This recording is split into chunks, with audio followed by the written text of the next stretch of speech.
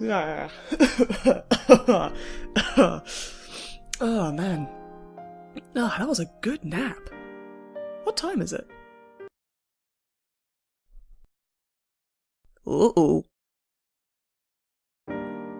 So last year I made a video that was kind of a review of the year as a whole, and I like that because it helps me put a lot of things in perspective, so I don't feel like, I wasted my entire bloody year. So we're gonna do that again. 6 months late. But don't be too mad at me, please, because I'm also gonna use footage from old speedpaints that I've never posted because I never got around to it. Oh no, that doesn't make it any better. Last year I said 2018 was going to be a better year and that it was where a lot of setup would start giving way to actual action. It was the first full year that I had spent outside of the education system in a good long while, and mate, let me tell you, I really miss the structure and stability that education provides. I feel lost as a newborn lamb. I'm 25. The main thing I realised looking back on the year that I've had is that things never really went to plan, but that's okay! 2017 was the year that I took risks and chances and started pushing myself forward. 2018 was, by comparison, a lot less exciting, because it was a year where I basically just kept at it. I just sort of pootled along and did my best. In the grand scheme of things, it seemed like not much had actually changed, but honestly I think that it did. In 2017 I was planning to move back to my parents' house to live with them and save money, but in 2018 I didn't. I stayed in Cardiff, and continued to live on my own and support myself.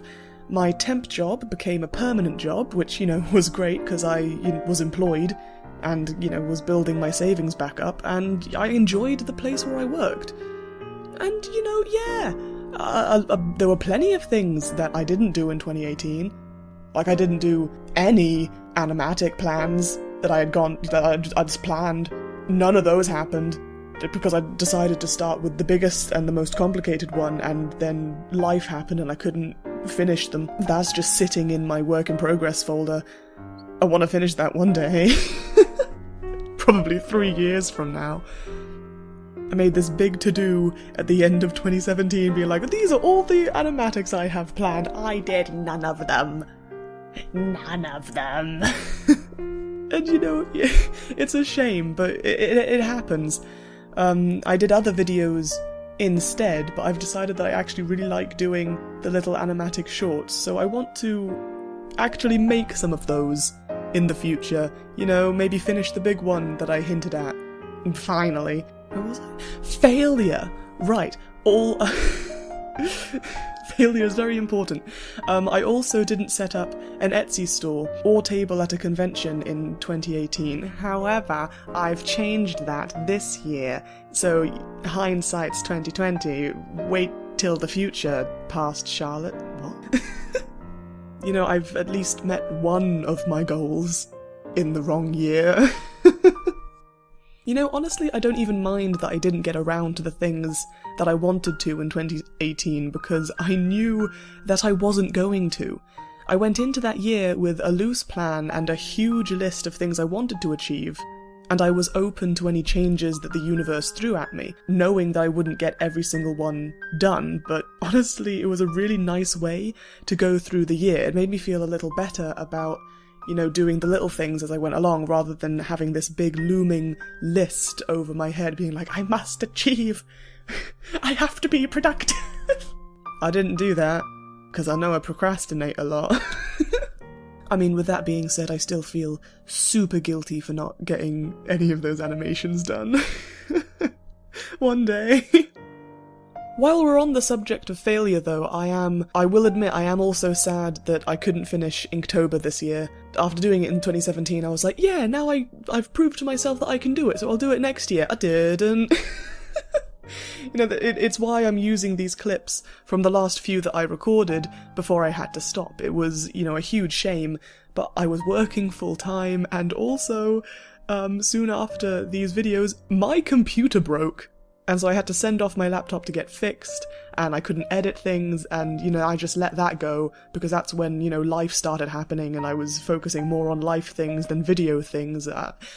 Also, I didn't want to bother my housemate for their microphone, because I don't have one. Need to get my own. But that taught me a great lesson that, I'm going to carry out through the rest of this year, was, something that was really solidified for me, was that it is okay to fail. It's okay to start something and then decide it's better to not go through with it. It wasn't practical for me to finish Inktober because I was super busy, and it would have just negatively impacted me and my health if I'd tried to juggle everything, let alone go through with it all to the, standards I was keeping myself to. It's okay to make those choices, and it's okay to do things that are best for you, regardless of the immense standards that you hold yourself to. Even though I didn't finish Inktober, I am incredibly happy with the pieces that I ended up doing, because I still threw my all into those pieces and came out with products that I was incredibly proud of. This year, though, watch out. I'm gonna do Inktober again. I won't make videos this time, because that's dumb, but I'll do it. So help me God. Right, enough about that. Let's focus on, other positives. Even though I said that I wouldn't, I actually did go to a Pride parade in 2018. I forgot that Pride happens basically everywhere, so instead of going to London Pride in July, I went to Cardiff Pride in August. It was a really nice atmosphere, and I went with friends, and then we went to, the Big Queer Picnic, which is an event set up for those who maybe can't afford to go to the area of Pride where you have to pay to get in, and then have to pay to get, everything else that happens there, which, by the way, is a little messed up. How about you don't do that? But yeah, so it's a free event. It was really lovely. I listened to some great LGBTQ plus talent, and, I had a lovely time. After making my Pride video where I talked about my experiences coming to terms with my sexuality, so many people offered their thoughts and support and their own stories, and I'm really happy that I wasn't alone in how I felt. That video really meant a lot to me, and I'm very happy with how it was received. Also, finally, after so many years of wanting to, I cosplayed. For the first time ever, I finally found a cosplay that I felt comfortable doing, which is very surprising because the character wears a crop top and I wouldn't do that. But I felt like I could achieve the look of this cosplay, and technically I didn't make it, because a lot of the parts of the outfit were things I already owned, or, were very easily bought in a shop. And then the bits that had anything to do with actually sewing, my girlfriend did. I mean, I wanted to help, but I didn't know what I was doing. I trusted her a lot more to know what she was doing. She has a lot more experience. She was perfect. It looked fantastic. It was just a nice, simple cosplay, and it was really fun, and I cosplayed twice that year, and it's my go-to cosplay now. It was a really nice experience.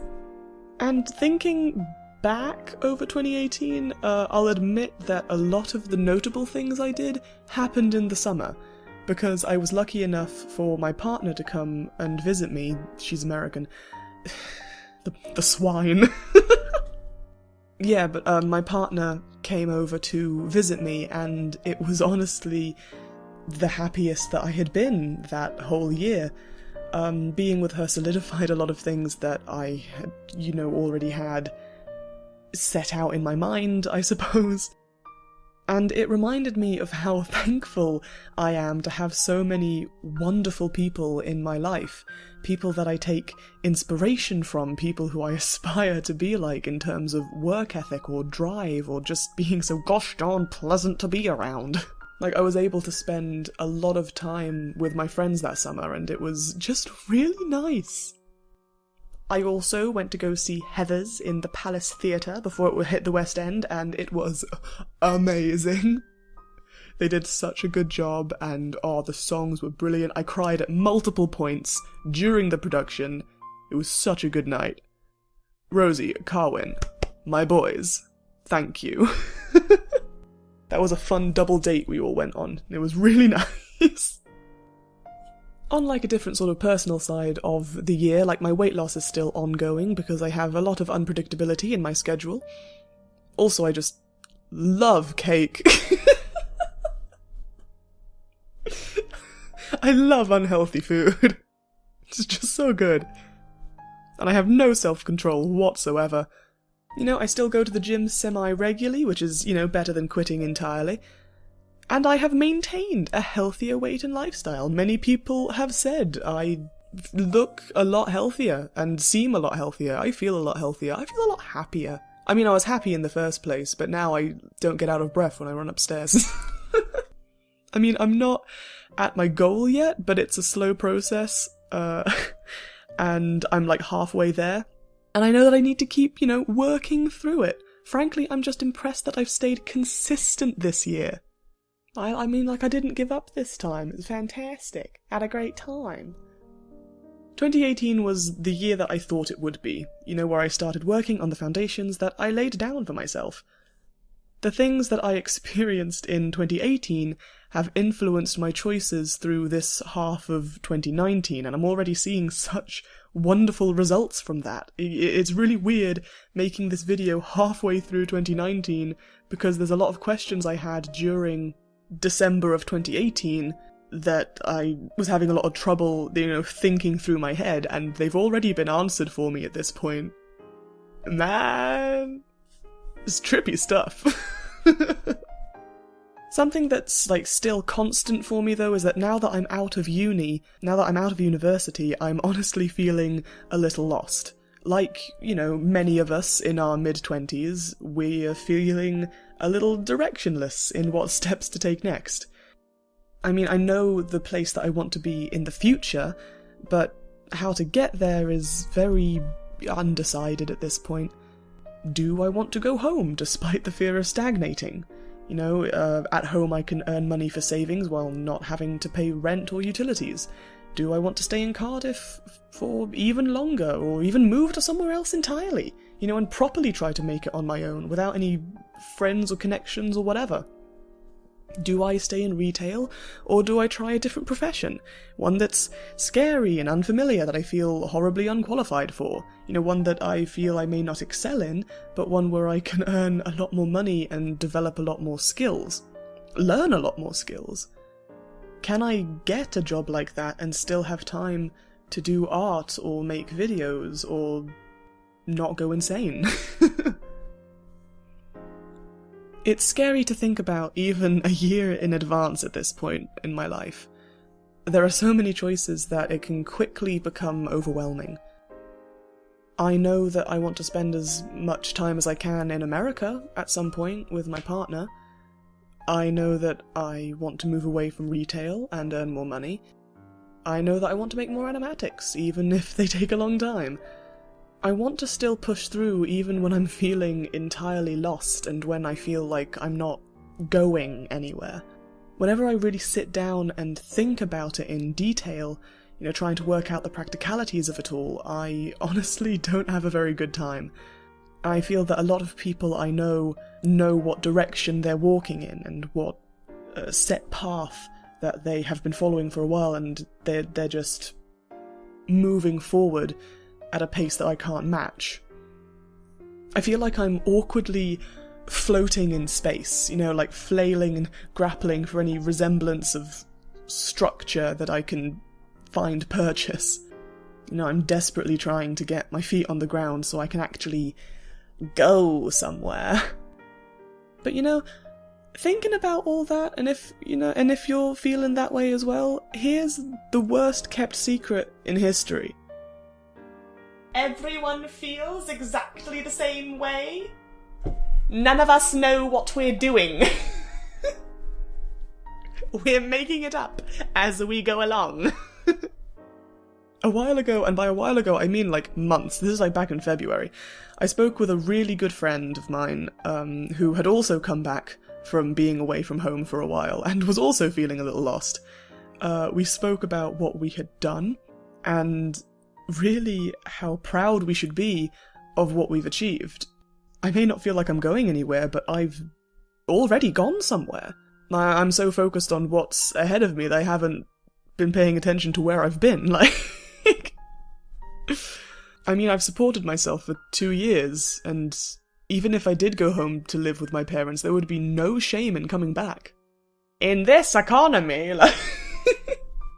She told me that even though not knowing what I wanted to do next year is scary, even though not knowing what was going to happen next was frightening, it's also pretty exciting. Like, not knowing what will happen means that anything can happen.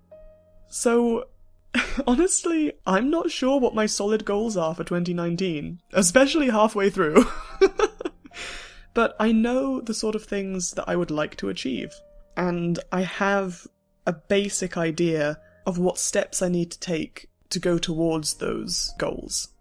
Whether I like it or not, I'm going to move forward, and keep moving forward. I'm going to work harder and move closer to being the sort of person that I want to become. So, let's go! And even though it is horrendously late, Happy New Year! Let's see what happens.